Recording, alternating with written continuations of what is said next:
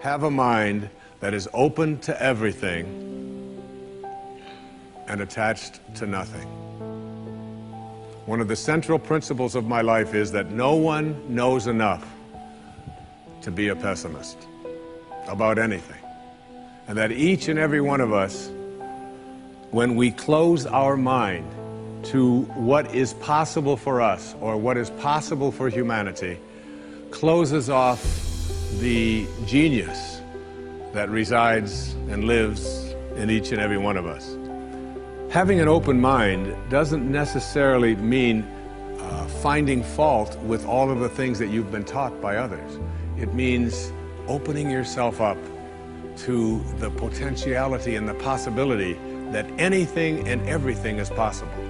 So having a mind that is open to everything and attached to nothing really means finding within ourselves the ability to get rid of a trait that I find so common in the contemporary world.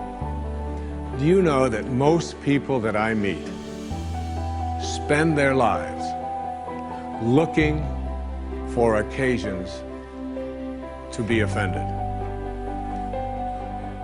They actually are out there hoping that they can find some reason to be offended.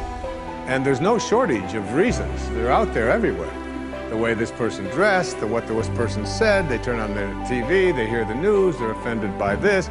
Someone used language that they didn't like, someone doesn't share the same customs that you, and people all day long. In fact, if you keep track tomorrow, you will find probably 100 reasons that you can go around being offended.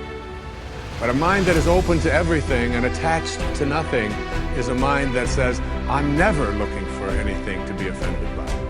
And that whatever anybody else out there has to say, my response to that is, that's an interesting point of view.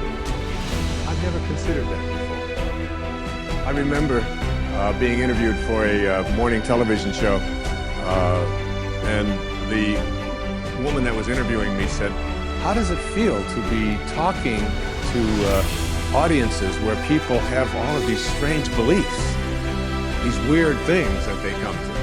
And it intrigues me because one of the things that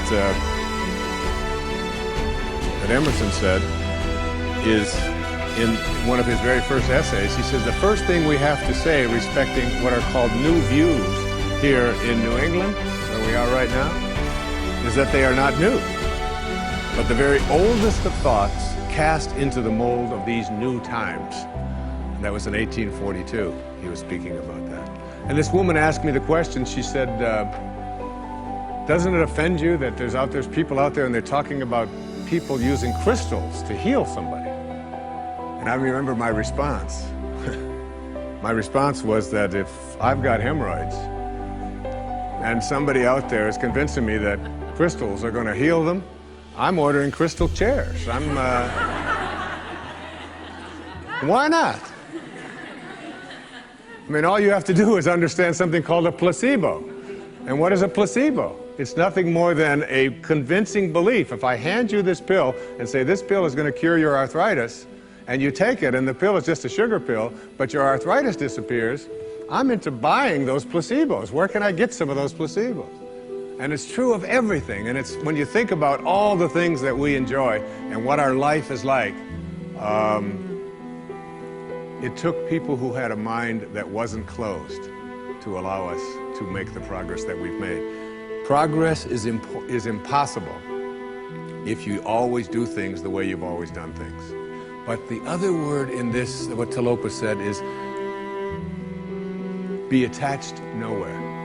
Be attached nowhere. Attachment really means I am deluding myself into a belief that if I can't have or if I can't do this or that thing, then somehow I am going to become immobilized.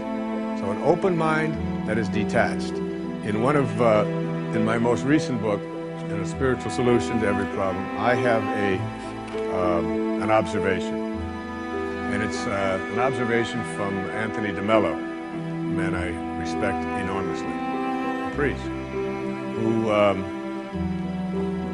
in The Way to Love, puts it this way. Here's a great test for your relationships, especially the relationships that you're in with those whom you love, not your children, but your spouses and your lovers and so on.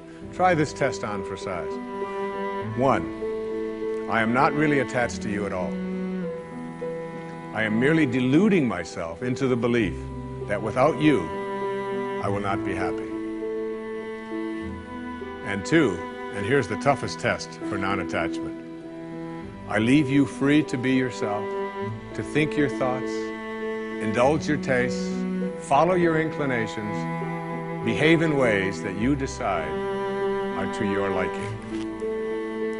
How's that for a challenge? And so what most of us do in our relationships and why they are not as successful as we would like them to be is that we become attached and we tell ourselves that if this person behaves in a way that I find offensive, then I can't be happy. I make my happiness, my fulfillment dependent upon those people that I love being what I think that they should be. And detachment doesn't mean being a victim. It just simply means I know that I can make my life fulfilled and happy by having a mind that is open to everything and attached nowhere.